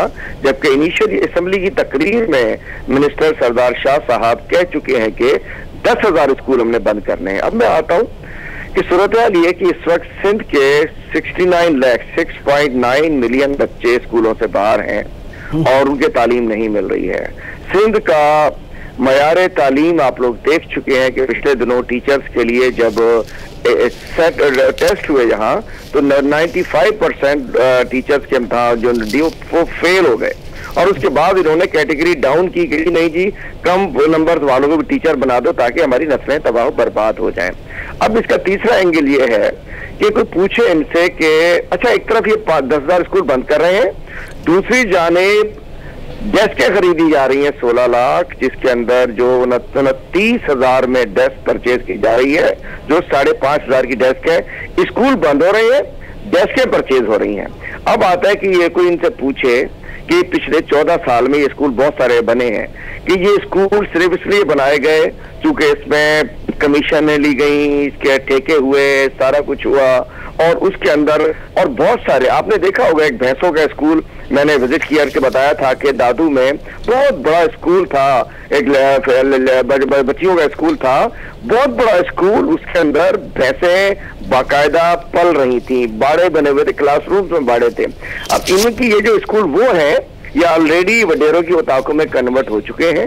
ये 10,000 स्कूल वो हैं जो किसी का उताक है, किसी का घर है, किसी ने उसको बेच दिया है, किसी ने उसके अंदर दुकान बना ली है, किसी ने मलमेट कर दिया उसको। ये कागजों में सरकारी इदारों के नाम पे जाएंगे, लेकिन अभी तक ये वो स्कूल है जो एग्जिस्ट, जो किताब कापियों में थे, कमीशन लेने की खातिर बनाए गए। और अब वो इनसे कोई पूछे कि जब ये बनाए गए तो क्यों बनाए गए, अगर ये बंद करने हैं तो कौन जिम्मेदार है, इसके अंदर जो आज तक खर्च हुआ उसका कौन जिम्मेदार है, अब जो उसको बंद करते वक्त इसका फर्नीचर कहाँ जाएगा, इसकी जिम्मेदारी किसके पास होगी, किसकी उताक बनेगी, किसका बाड़ा बनेगा। तो बड़ी सूरत हाल खराब है सिंध में तालीम की। यकसा निसाब ये नहीं जाने देते, बच्चों को ये पढ़ने नहीं देते, 69 लाख बच्चे बाहर और 10,000 स्कूल बंद, मुझे समझ नहीं आ रहा बिल्कुल। अच्छा हलीम साहब, आपने जैसे बड़ी अलार्मिंग सूरत हाल बताई, 69 लाख बच्चे स्कूलों से बाहर हैं, उसके कोई फ्यूचर प्लान भी बताया है कि भाई किस तरह से फिर इनको एनरोल किया जाएगा? अगर दूसरी बात यह है कि ये स्कूलों के बारे में जिनको बंद किया जा रहा है, इनको कहा गया कि ये हम हुकूमत को दे देंगे, वो किसी मकसद के लिए इस्तेमाल करें, वो कोई मकसद सामने आता है, कोई बताया गया कि क्या मकसद होगा? उन्होंने तो कह दिया डिस्पेंसरी बना लें, कुछ भी कर लें, क्या करेंगे फिर? देखिए, एग्जिस्टिंग डिस्पेंसरीज जो हैं वो भी बंद पड़ी हैं। सिंध में हॉस्पिटल और डिस्पेंसरीज का भी यही हाल है। मैं जिम्मेदार शख्स हूँ, मैं आवाम का छोटा सा नुमाइंदा हूँ। मैं आपको सब जानते हैं कि मैं विजिट करता रहता हूँ, मैं ग्राउंड पर होता हूँ पूरे सिंध में। ये ऑलरेडी उताकें बन चुकी हैं, ये स्कूल कागजों बने, उसके बाद ये इन्होंने अपने कब्जे में ले लिए। ये वडेरों ने अपने पीपल्स पार्टी के जो सरकारी निज़ाम है, जो जरदारी निज़ाम है, जो सरकारी निज़ाम है, उन लोगों ने आज भी ये 10% स्कूल ऐसे होंगे जिसको दिखाने के लिए आप लोगों को ले जाएंगे, मीडिया को प्रेस कॉन्फ्रेंस कर देंगे, ये जी हमने ये इसको लेके सोशल वेलफेयर का दफ्तर बना दिया, हमने ये कर दिया। 90% स्कूल, 10,000 में से 9,000 स्कूल ऑलरेडी वो होंगे जहां इस वक्त उताकें कायम होंगी, बाड़े कायम होंगे, मुर्गी खाने कायम होंगे, वडेरों के कब्जे में होंगे, सरकारी अफसरों के कब्जे में होंगे, कहीं पुलिस चौकी बनी होगी, कहीं SHO साहब का बेडरूम बना हुआ होगा, कहीं वडेरे साहब की उताक बनी हुई होगी, कहीं शिकारगाह के लिए बंदोबस्त किया होगा। चेक कर लीजिए ना, बनाइए एक टीम। मैं बता रहा हूँ ये वो स्कूल्स हैं जो ऑलरेडी इस्तेमाल में नहीं है, जो कि सिर्फ बिल्डिंगें बनी और इनके स्टाफ भी तनख्वाहें ले रहा है। इन स्कूलों वही सर जो आप घोस्ट स्कूल्स को अगर इनका नाम देते तो मेरे ख्याल में ज्यादा बेहतर होगा, बट हमारी इंफॉर्मेशन के मुताबिक ये 5,000 थे। आपने मेरी करेक्शन की, आपका ये कहना है कि 5,000 पहले फेज के हैं, टोटल 10,000 है, बट इतनी बड़ी नाकामी, आपको क्या लगता है इस तमाम तर मामले की इन्वेस्टिगेशन के लिए राइट प्लेटफॉर्म कौन सा होना चाहिए? देखिए, इसको नाकामी में क्या को, सिंध में पहले हम सुनते थे कि जी बैड गवर्नेंस है, ऐसा आजकल है क्रिमिनल गवर्नेंस है सिंध में, क्रिमिनल गवर्नेंस। आपको मैंने डेस्कों का जिक्र किया, 29,000 की डेस्क कोई सोच सकता है, 29,000 की डेस्क, और अब भी वो ली जा रही है। बात है इन्होंने खिलवाड़ किया है सूबे के साथ। इस सूबे की तालीम तबाह है, इस सूबे की सेहत तबाह है, और बात यह कि क्या अब इसके अंदर तो अभी तक ये लोग बाहर बैठे हुए हैं। बात यह कि हम तो देख रहे हैं ना ग्राउंड, असेंबली के अंदर 7 ऐसे लोग हैं जो कत्ल के मुल्ज़मान हैं, असेंबली के अंदर बैठे हैं। कानून साजी कहाँ से होगी? खुद जो है यहाँ जस्ट एक सिस्टम चल रहा है कि जी पैसे कहाँ से आ सकते हैं। इनकी बिस्मिल्लाह पैसे से होती है, इनकी अल्हम्दुलिल्लाह पैसे से होती है, जो काम स्टार्ट करते हैं उसकी प्रायोरिटी होती है। तो इसके लिए अब तो नागुज़ीर है कि सिंध से इनको फारिग किया जाए। ये सिक्योरिटी रिस्क बन चुकी है पीपल्स पार्टी, ये मुल्क के लिए सिक्योरिटी रिस्क बन चुकी है। मैं बड़े अफसोस के साथ, माजरत के साथ एक चीज मैं आपके सामने रखना चाह रहा हूं कि मुजीबुर रहमान ने जो अपनी डिमांड थी, सिवाय इसके कि करेंसी अपनी चाहता था, उससे खतरनाक 18वीं तरमीम को सूबा से इस्तेमाल कर रहे हैं अपने लिए। 18वीं तरमीम थी निचली सतह पर लोगों को मजबूत करने के लिए। ये एक खानदान मजबूत हो गया है, उसके चमचे मजबूत हो गए हैं। सिर्फ सिंध में 8,900 अरब रुपए आए हैं पिछले 14 साल में, 8,900 अरब, 8.9 ट्रिलियन रुपीज आए हैं। और कहाँ गए वो? ना तालीम है, ना सेहत है, कुत्ते की वैक्सीन नहीं मिलती, एड्स लग गई है, किताबें नहीं मिलती। मतलब क्या कराची को कचरिस्तान बना दिया, पूरे सिंध तबाह बर्बाद है। चलिए तो सही, सिंध का हाल क्या है?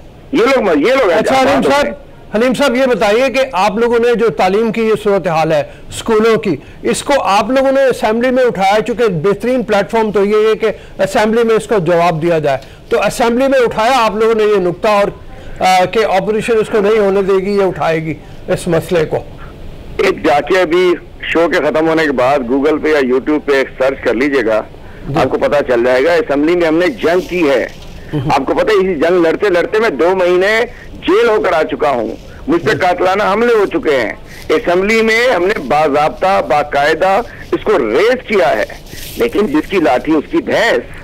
कोई असेंबली के अंदर भी या सिविलियन डिक्टेटरशिप है।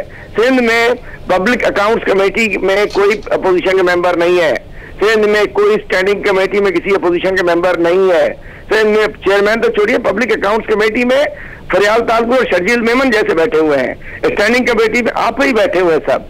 मतलब चोर जब चौकीदार बन जाए तो फिर अल्लाह अल्लाह इन्ना लिल्लाहि व इन्ना इलैहि राजिऊन कहा जा सकता है। हमने भरपूर तरीके से रेस किया है, और इसी खौफ में ये भी पहली दफा हुआ है कि budget speech without the speech of opposition leader हो गई है ताकि बेनकाब ना हो जाए। मैं कहना चाहता हूँ कि यहाँ अब अल्लाह ही मालिक है, यहाँ का कुछ डायरेक्ट इसका ऑपरेशन ही हल है, कोई सियासी ऑपरेशन हल है, बाकी सिंध हुकूमत सुधरने को तैयार नहीं है। जी बहुत मेहरबानी, थैंक यू सर, बहुत मेहरबानी आपकी, बहुत चुके टाइम के लिए। बात यह है कि 5,000 की हम बात कर रहे हैं, 10,000 स्कूल की वो बात कर रहे हैं। हाँ। और 69 लाख बच्चों की बात हो रही है जो इस वक्त स्कूलों से बाहर है। उनके लिए कुछ होना चाहिए। ये स्कूल भी जो है, इनकी बिल्डिंग्स को काहे के लिए इस्तेमाल किया जाएगा, इसका कोई वाज़े अभी तक हमारे सामने फॉर्मूला नहीं है। जिस तरह से मेरे ख्याल में हलीम आदिल शेख साहब फरमा रहे थे कि ये स्कूल्स कागजों में मौजूद है, इनका अमला भी तनख्वाहें वसूल कर रहे हैं, इन वो स्कूल्स हुए ना। अब इसका जिम्मेदार कौन है? ये तो पूरा का पूरा मेरे ख्याल में जो मैटर है, ये जिस तरह से रिवील हो रहा है, तमाम तर मामले की इन्वेस्टिगेशन होनी चाहिए। बट वो कहा जाता है ना, असेंबली यहाँ पर ही आवाज बुलंद की जा सकती है। अब इनके बुकॉल असेंबली में भी तमाम मामला टेकअप हो चुका है, बट उसका कोई रिजल्ट नहीं आया। तो अब पता नहीं इस मामले को इन्वेस्टिगेट अब किस तरह से किया जाएगा। बट ये बहुत ज्यादा अलार्मिंग सिचुएशन है, इसको फौरी तौर पर जो है मेरे ख्याल में इसकी इन्वेस्टिगेशन जो है वो मैं कल पढ़ा था ना खबर को, मतलब ये एक रोजनामे में मैंने खबर पढ़ी और इसकी डिटेल पढ़ी, ये रिपोर्ट थी पूरी एक। तो मैं बड़ा परेशान हुआ उसको पढ़ने के बाद। मैंने कहा एक तरफ तो हम ये कहते हैं कि जनाब हमारे यहाँ 2.5 करोड़ से ज़्यादा बच्चे स्कूलों से बाहर हैं पूरे पाकिस्तान में अगर देखा जाए तो, और उसमें 69 लाख के करीब बच्चे इन्होंने जैसे बताया सिंध के स्कूलों के हैं। तो उनके लिए कुछ होना चाहिए, उनके लिए और स्कूल बनने चाहिए। अब मसला ये है कि अगर ये स्कूल वाकई जानवरों के बाड़े बने होंगे, यहाँ पे कब्जे हुए होंगे और उस बुनियाद के ऊपर पहले उनको बनाया और फिर उनको बंद किया जाएगा। मैं खुद, मेरा अपना भी एक सवाल बनता है कि जिस वक्त आप तरक्की के नाम के ऊपर आप ये कहते हैं कि हमें इतने स्कूल बनाने हैं और आप फंड्स लेके वो MNAs MPs अपने अपने इलाकों में बिल्डिंग्स बना लेते हैं, तो फिर उस वक्त पहले से पहले क्यों नहीं देखा जाता? और फिर ये जब ख़त्म करने की बात आती है तो उस वक्त भी ये इन्वेस्टिगेशन होनी चाहिए प्रॉपर कि भाई इसको क्यों बंद किया जा रहा है। एक तरफ तो उन इलाकों के बच्चों का इस्तेसाल होगा, बिल्कुल, एक तरफ सरमाया जो लगा हुआ है वो ज़ाया जाएगा, एक तरफ फंड जो है वो जा रहे हैं बच्चों के नाम के ऊपर, असातिज़ा को, पता नहीं पटवारियों को, वडेरों को, किसको। अच्छा, फिर नए सिरे से जो काम होगा वहां पर जो सरकारी डिपार्टमेंट्स का कहा जा रहा है वो कायम किए जाएंगे, उस पर अलग से इन्वेस्टमेंट आएगी और फिर मेरे ख्याल में कल को दोबारा जरूरत पड़ेगी तो फिर दोबारा से तालीम के नाम पर नए स्कूल्स कायम किए जाएंगे। तो मेरे ख्याल में इन्हीं को ही अच्छे से यूटिलाइज कर लेना चाहिए, इन्हीं को ही ठीक कर लेना चाहिए, यहाँ पर ही सहूलियात को मुकम्मल तौर पर फराहम कर देना चाहिए। तो इसी तरीके से कोई सिचुएशन जो है वो बेहतर हो सकती है। बट इस तमाम सिचुएशन का तो फिलहाल अपेरेंटली कोई पुरसाने हाल नजर नहीं आ रहा। अभी हमें शो में ब्रेक के बाद वापस आएंगे।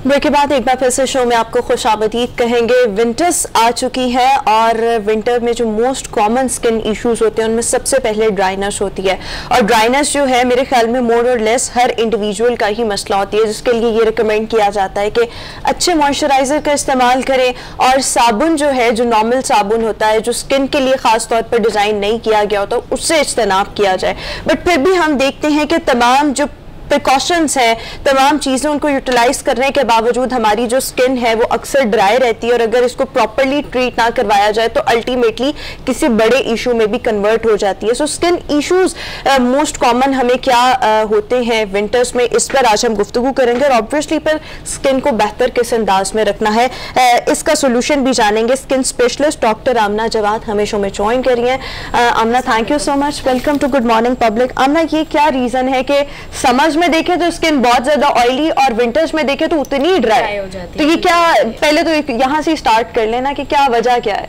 फर्स्टली इस तरह से होता है जब भी मौसम तब्दील होता है तो स्किन पर उसके इफ़ेक्ट्स आते हैं, या तो ड्राइनेस ज़्यादा हो जाती है या ये होता है कि हमारा एक्ने फ्लेयर अप कर जाता है या इस तरह के दीगर मसाइल शुरू हो जाते हैं। इसको टैकल करने के लिए सबसे पहले तो हम बेसिक्स पर कंसंट्रेट करेंगे कि हमने स्किन को क्लेंस बहुत अच्छे से करना है। क्लेंस कैसे करना है? आम साबुन से नहीं करना, एक प्रॉपर डेजिग्नेटेड स्किन टाइप जो आपकी है उसके हिसाब से हम क्लेंजर चूज़ करेंगे। ऑयली है तो हम लोग एक एक्ने प्रोन या फिर ऑयली फेस वॉश यूज़ करेंगे, अगर ड्राई है तो हम हाइड्रेटिंग फेस वॉश यूज़ करेंगे। फिर हम आ जाते हैं कि हमने अब अपनी स्किन पे अप्लाई क्या करना है। स्किन के ऊपर हम लोग हाइलुरोनिक एसिड लगाएंगे, नाइसिनामाइड लगाएंगे। जब ये चीज़ें हम इस्तेमाल करना शुरू करेंगे तो खुद ही स्किन हमारे इन टेम्परेचर चेंजेस या मौसम के बदलने को विदस्टैंड करना शुरू कर देगी। उसके अंदर भी बड़ी यंग लड़कियां आती हैं तो वो कोई रेटिनॉल इस्तेमाल कर रही है, तो कोई लड़की पीलिंग एजेंट्स इस्तेमाल कर रही हैं, लेकिन मुझे ये लगता है कि जो यंग बच्चे हैं या कोई यंग लड़कियां हैं, उनको अपनी स्किन के हिसाब से ही चीज़ें लगानी चाहिए, जिस तरह के विटामिन सी हो गया या फिर जो है हाइलुरोनिक एसिड हो गया, कि ये हर स्किन टाइप को सूट करती हैं चीज़ें। ये चीज़ें हैं जो यंग लोग इस्तेमाल कर सकते हैं। रेटिनॉल हो गया, एज़िलिक एसिड हो गया, सैलिसिलिक हो गया, ये चीज़ें थोड़े से जब एजेड हो जाएं, 30 क्रॉस कर जाएं, तब बेहतर रहता है कि इन चीज़ों को इस्तेमाल किया जाए। अच्छा, बट हमारे यहाँ पर लोग डिफ्रेंशिएट नहीं कर पाते। मतलब मेरा खुद एक्सपीरियंस हुआ है, मैं किसी भी अच्छे एक ब्यूटी हाउस पे चली गई तो वहाँ पर वो आपको रेकमेंड करते हैं कि नहीं यही लें और ये चीज़ बहुत अच्छी है। वो बाद में आप यूज़ करें तो उसके रिजल्ट्स बिल्कुल ऑपोजिट होते हैं। तो इस वक्त हमें जो यंगस्टर्स देख रहे हैं, ख़वातीन भी देख रही हैं, जो मर्द भी देख रहे हैं, उनको आप क्या रिकमेंड करेंगे कि कौन कौन से जो विटामिन्स हैं वो इस एज ग्रुप के लोग इस्तेमाल करें, और फिर थोड़े से आगे जाएं तो फिर कौन से विटामिन्स और मिनरल्स हैं जो हमारी स्किन के लिए बेहतर रहेंगे? अच्छा, एक चीज़ को मैं सबसे पहले एड्रेस करना चाहती हूँ कि आजकल पार्लर्स के अंदर और इस तरह की जगहों पर स्किन ट्रीटमेंट स्टार्ट हो गए। प्लीज़ किसी प्रोफेशनल के पास जाएं, अपनी स्किन को किसी प्रोफेशनल को दिखाएं रादर दैन किसी नॉर्मल नियर बाय पार्लर में जाके आप हाइड्रा फेशियल या इस तरह की चीज़ें करा रहे हैं, क्योंकि that can be disasters for your skin. ठीक है, उसके बाद विटामिन पे आ जाते हैं। Hyaluronic acid, niacinamide, vitamin C, good for all ages, हर कोई लगाए। हाइड्रेटिंग होता है, पिगमेंटेशन विटामिन सी ख़त्म कर देगा। उसके अलावा वैसे एक नेचुरल ग्लो आ जाती है फेस के ऊपर। उसके बाद अगर स्किन बहुत ऑयली हो रही है, एक्ने हो रहा है स्किन के ऊपर और कोई सोल्यूशन नहीं समझ आ रहा, तो बेंजोइल पेरोक्साइड यूज़ करेंगे एक्ने के लिए। हम यूज़ करेंगे एज़िलिक एसिड ऑयली स्किन के लिए, बल्कि वो ऑयली स्किन को एक बड़ा अच्छा ग्लो भी दे देता है। जैसे ही आप लगाएं स्किन ऐसे लगता है चमकने लग गई है। ठीक है, उसके बाद आ जाता है सैलिसिलिक, ये थोड़ा सा उससे ज़्यादा। अच्छा, जितने भी आप नाम ले रही हैं मेरे ख्याल में हमारे देखने वालों को इस वक्त समझ नहीं आ रहे होंगे। अच्छा, कोई इजी टर्म्स बताएं ताकि लाइक जो एक आम आदमी इस वक्त हमें देख रहा है। मार्केट में जाएं, जो मैंने नाम लिए हैं उन पे जाके हमेशा इंग्रेडिएंट पढ़ें जो आप प्रोडक्ट खरीद रहे हैं। कॉस्मेटिक प्रोडक्ट्स की हमारी आदत है पैकेजिंग अच्छी हो हम डाल लेते हैं अपने कार्ट पे, जैसा मर्जी हो हम डाल लेते हैं। इंग्रेडिएंट हमेशा देखें। जब आप इंग्रेडिएंट्स की लिस्ट देखेंगे तो मैंने आपको नाम बताए हैं, ये उनमें लिखे होंगे तो ज़रूर ख़रीदें। अगर फ्रैग्रेंस और पैराबेन्स डले हुए हैं उस प्रोडक्ट के अंदर, उस प्रोडक्ट से गुरेज करें, ना वो ख़रीदें चीज़। और मैं ये हमेशा कहती हूँ कि बजाय इसके कि कॉस्मेटिक चीज़ें लें, आप मेडिकेटेड प्रोडक्ट इस्तेमाल करें। और अब जब कि सर्दियाँ आ रही हैं, सबकी स्किन चेंज होगी और इस प्रोसेस से गुजरेगी, तो सन ब्लॉक बहुत ज़रूरी है। सन ब्लॉक नहीं छोड़ना, चाहे वो I think sun block is for all seasons, for all seasons. अच्छा, हमरा ये बताइए कि ये आपने बता दी लगाने के लिए चीज़ें, कुछ खाने के लिए भी है। जैसे बहुत से लोग कहते हैं कि पानी की कमी होती है आपके अंदर, जिसकी बुनियाद के ऊपर ड्राइनेस होती है, तो पानी वो कहते हैं कम से कम 2 लीटर 3 लीटर, जितना भी, मतलब आप भी बताइएगा कितने लीटर पानी पीना चाहिए आदमी को अपनी स्किन को बेहतर रखने के लिए। और दूसरी चीज़, क्या खाने में भी कोई चीज़ इस्तेमाल करनी चाहिए, विटामिन वगैरह? ऑब्वियसली हेल्दी लाइफस्टाइल से ही निकलती है हेल्दी स्किन। जब आपका लाइफस्टाइल हेल्दी होगा, स्किन खुद ब खुद हेल्दी होती जाएगी। आप पानी से लेके honey will keep you hydrated, fruits खाएं, fruits will keep you nourished, और ऑब्वियसली वो आपकी स्किन पे दिखेगा जब आप खाएंगे हेल्दी चीज़ें। आपने जैसे विटामिन 3 की बात की, तो माल्टा आने वाला है। बिल्कुल, माल्टा आने वाला है। माल्टा किन्नू वगैरह है, उसका जूस बहुत अच्छा है। ये सारी चीजें जूस पिएं। गाजर का जूस है, पोमेग्रेनेट का जूस इतना अच्छा होता है अनार का के लिए। बिल्कुल, अनार का जूस इतना अच्छा होता है, उसी से वैसे ही आप पीना शुरू कर दें, 1 महीना पिएं, आप रिजल्ट्स वैसे अपनी स्किन के ऊपर देखेंगे।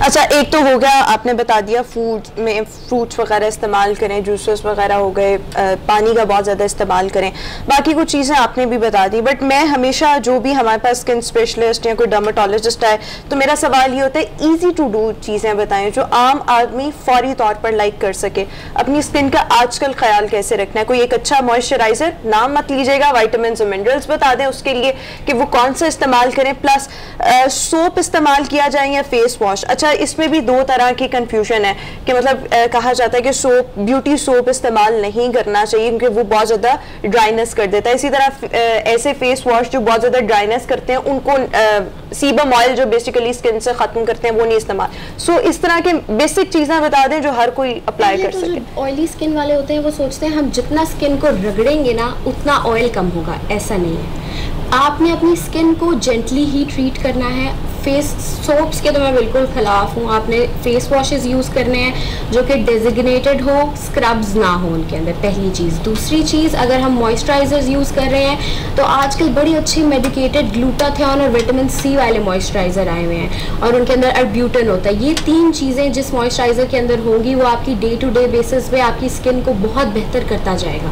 तो ज़रूर अब जब भी किसी पास वाले मेडिकल स्टोर पे जाएं तो जाके ये वाले इंग्रेडिएंट्स देखें, बड़ी आसानी से आपको मिल भी जाएंगे। आपने फेस वॉश के लिए बता दिया। अच्छा, बाकी जिस्म के लिए, बाकी हाथों के लिए, जिस्म के लिए, इन दिनों जब ड्राइनेस होती है तो वो ड्राइनेस पूरे जिस्म के लिए होती है। मतलब वो आपको मैंने ये देखा है कि मेरे अगर ड्राइनेस हुई हुई है तो मुझे इन जगहों पे खारिश बहुत ज़्यादा होगी, अगर मैं ज़्यादा करूँगा तो वाइट सा ऊपर आ जाएगा, ड्राइनेस हो जाती है। जी, उसके लिए हाइलुरोनिक एसिड यूज़ करें। जो भी आपके पास क्रीम्स हैं उनके अंदर कई बॉडी क्रीम्स मिलती हैं जिनमें हाइलुरोनिक एसिड मिक्स्ड होता है और ये मेडिकेटेड आजकल बहुत अच्छा है। मैं बार बार बता रही हूँ, कॉस्मेटिक नहीं, मेडिकेटेड चीज़ यूज़ करें और वो अपनी स्किन पे आप यूज़ करें। उससे वैसे ही dryness within 2 to 3 days after use ख़त्म हो जाती है।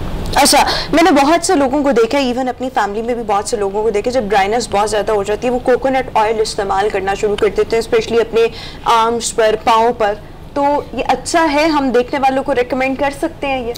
बिल्कुल, कोकोनट ऑयल, एलोवेरा हो गया, इस तरह की चीज़ें लोग हमेशा घरेलू टोटके इस्तेमाल ज़रूर करते हैं। For the body it is okay, लेकिन कोकोनट ऑयल अगर आप स्किन पर यूज़ करना शुरू कर देंगे तो एक्ने फ्लेयर अप्स बहुत कॉमन होते हैं, वो फ़ौरन होना स्टार्ट हो जाते हैं, ख़ास तौर पे जो लोग प्रोन होते हैं। तो इस वजह से अवॉइड करें ऐसी ऑयली चीज़ अपने फेस के ऊपर लगाने से। बॉडी तक ठीक है, बिल्कुल, क्योंकि स्किन हार्ड होती है तो वो मैनेजेबल है। अच्छा, एक और चीज़ मुझे ये बताएं, जिस तरह से आपने कहा कि स्क्रबिंग मत करें, मैं अगर अपनी बात करूँ यहाँ पर तो नॉर्मली ऐसे होता है कि मैं घर जाती हूँ, मतलब वाइप से अपना मेकअप रिमूव किया, उसके बाद क्लेंजर फटाफट पकड़ के कर लिया और फेस वॉश कर लिया। अब 2-3 दफ़ा ऐसे हुआ कि मेरे पास हाथ सामने स्क्रब आया, वो मैंने लाइट से उसको जेंटली रब किया और उसके बाद उसको वॉश कर लिया। तो स्क्रब भी कोई यूज़ किया जा सकता है, like as an alternative to cleanser कभी कभी? अच्छा, अब जो स्क्रबिंग है ना वो अब्रेजिव चीज़ है, स्किन को कभी भी अब्रेजिव चीज़ लगा के स्किन बेहतर नहीं होगी आपकी। अगर स्क्रबिंग आपने यूज़ करनी ही है, स्क्रब करना ही है स्किन को, तो उसकी जगह हाइड्रोक्सी एसिड मिलते हैं, जो AHA BHA टोनर आ गए हैं आजकल, ये बड़ी अच्छी चीज़ है, ये इस्तेमाल करें बजाय कि फिजिकल स्क्रब जो रगड़ दे आपकी स्किन को, उसको इस्तेमाल करने के। और सेकेंडली आपने वही बात की जो मैं कहना ही चाह रही थी, मेकअप वाइप्स नहीं यूज़ करनी। मेकअप वाइप्स जो हैं उनके अंदर प्रिजर्वेटिव्स होते हैं, फ्रैग्रेंस होती है, वो ना यूज़ करें, उसकी जगह क्लींजर बॉटल के अंदर लें, कॉटन पे डालें और अपना फेस साफ। अच्छा, वो टाइम लगता है तो वाइप्स जो हैं वो हर किस्म के एक जैसे होते हैं या कुछ ऐसे भी जो जिसमें फ्रेग्रेंस ना हो? सब में प्रिजर्वेटिव होगा, सब में फ्रेग्रेंस होगी। बाकी आप जब नहाते हैं, मतलब अपने पूरा बेजिंग आपने करनी है, उस वक्त भी कोई स्क्रब इस्तेमाल ना करें। उस वक्त भी जैसे लोफा है, मतलब उसके ऊपर आपने हल्का सा अपना बॉडी वॉश लगा के उससे हल्का सा कर लिया, वो ठीक है? बॉडी ठीक है, बिल्कुल, बॉडी पे कोई परेशानी नहीं है। जो हमारा फेस है दैट इज़ वेरी सेंसिटिव, उसको हमने डील भी उसी तरह जेंटलनेस के साथ करना है जिस तरह का वो है। तो अच्छा, चले, हमने ड्राइनेस पर बात कर ली, इसके आपने वो सॉल्यूशंस भी बता दिए, मॉइस्चराइजर और कुछ फेस वॉश है जिसमें ग्लूटाथॉन हो, विटामिन सी और एक और आपने हाइलुरोनिक एसिड हो, ये इस्तेमाल करें। अच्छा, इसके अलावा सर्दियों की अगर हम बात करें तो कौन कौन से स्किन इश्यूज बहुत ज़्यादा कॉमन है अपार्ट फ्रॉम ये ड्राइनेस वाली जो चीज़ है? Dryness, itchiness. उसके बाद मेरे पास कल ही एक आई हुई थी पेशेंट जिनको सर्दियों मौसम चेंज होने से एक्ने फ्लेयर अप स्टार्ट हो गया था, एलर्जिक रिएक्शन शुरू हो जाते हैं। इन सारी चीज़ों को डील करने के लिए ऑब्वियसली आपको एक प्रॉपर डॉक्टर प्रोफेशनल को पास जाना चाहिए और जाके उससे ट्रीटमेंट लेना चाहिए, क्योंकि हर चीज़ का एक अलग मेडिकेटेड सोल्यूशन है जो कि एट होम नहीं किया जा सकता। तो ज़रूर अपने करीबी प्रोफेशनल से। अच्छा, मतलब मेनली फिर ये ड्राइनेस ही है, इसके अलावा और कुछ? मेकअप जो है उसके मामले में भी क्या कोई तखसीस होनी चाहिए कि आप विंटर में और तरह का मेकअप इस्तेमाल करें, समर में और तरह का मेकअप इस्तेमाल करें, बेस आपके फ़र्क हो जाने चाहिए, क्या होना चाहिए? अच्छा, ऑयल बेस्ड बेस जब आप यूज़ करते हैं विंटर्स के अंदर तो वो ज़्यादा बेहतर रहती है, और समर्स के अंदर मैं ये प्रेफर करती हूँ कि मिनरल बेस, जो वाटर बेस्ड बेस होती है, वो इस्तेमाल करें। तो विंटर्स के अंदर अगर आप पाउडर का इस्तेमाल थोड़ा सा कम कर देंगे तो स्किन वैसे ही आपकी हेल्दी रहती है। उसके बाद अगर आप एक पील करवा लें अपनी स्किन का किसी प्रोफेशनल से, तो what do you mean by peel? Peel होता है बेसिकली जो स्किन आपकी ऊपर की जल्द होती है जिस पे कोई पिगमेंटेशन हो गई है, कोई दाने बन गए हैं, कोई डार्क स्पॉट्स बन गए हैं और ड्राइनेस होना शुरू हो गई है, तो वो आप एक दफ़ा प्रोसीजर है जो आप कराते हैं, उससे आपकी जो ऊपर की स्किन है वो सबक्यूटेनियस लेयर उतरती जाती है और नीचे से ताजी kind of scrubbing in a very professional way. ठीक हो क्या? अच्छा, एक और चीज़ आज हमने शो में भी इस चीज़ का जिक्र किया कि स्मॉग बहुत ज़्यादा है, स्पेशली अगर हम लाहौर की बात करें तो ये जो स्मॉग है ये हमारी स्किन को किस तरह से इस वक्त मुतासर कर रही है? इसके भी कोई पेशेंट्स आए हैं आपके पास? जी बिल्कुल, स्मॉग एयर पोल्यूशन के पेशेंट्स ज़्यादातर इसी रिलेटेड आते हैं कि उनको एलर्जिक रिएक्शन स्टार्ट हो जाते हैं, डर्मेटाइटिस शुरू हो जाता है। डर्मेटाइटिस के पेशेंट्स आते ही मिट्टी, धूल, स्मॉग जब स्टार्ट होती है तो आना शुरू हो जाते हैं।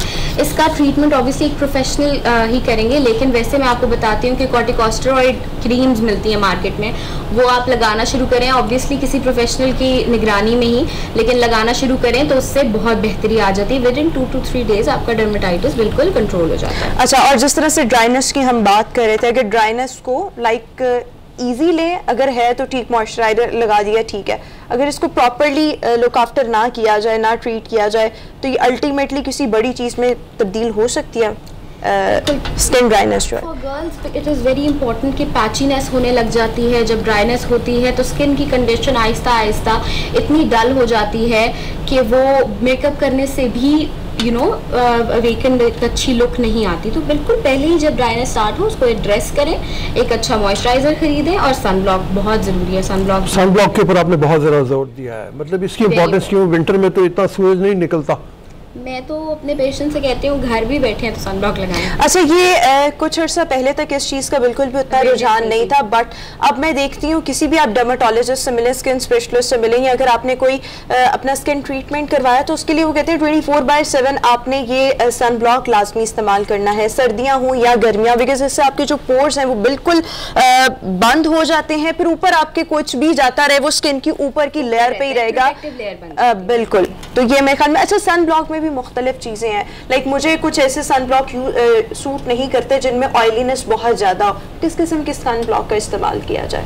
सबसे पहले तो सनब्लॉक के अंदर आजकल बड़ी एक अच्छी टाइप्स आ रही हैं जिनमें vitamin B3, vitamin B6, glutathione, ये सारी चीज़ें सनब्लॉक के अंदर ही मिक्सड होती हैं, तो वो आपका मॉइस्चराइजर का भी काम कर रहा होता है सनब्लॉक, और वो साथ में आपका सन प्रोटेक्शन भी आपको दे रहा हो। अच्छा, जिस तरह से मतलब ये एक आखिरी सवाल कि रात को मेरी आदत है कोई ना कोई एक अच्छा मॉइस्चराइजर लेके हाथों पे लगा लिया, फेस पर लगा लिया, तो वो उस टाइम पर मैं सनब्लॉक भी लगा सकती हूँ, वो मॉइस्चराइजर का भी काम कर देगा स्किन भी? रात को ज़रूरत नहीं है ऐसा सनब्लॉक लगाने की, स्किन को ब्रीथ करने दें, बिकॉज आपने अभी बताया जैसे कि वो बैरियर बना देता है स्किन के ऊपर, तो हम बैरियर लगा के सो नहीं सकते। ऑलराइट, ठीक है।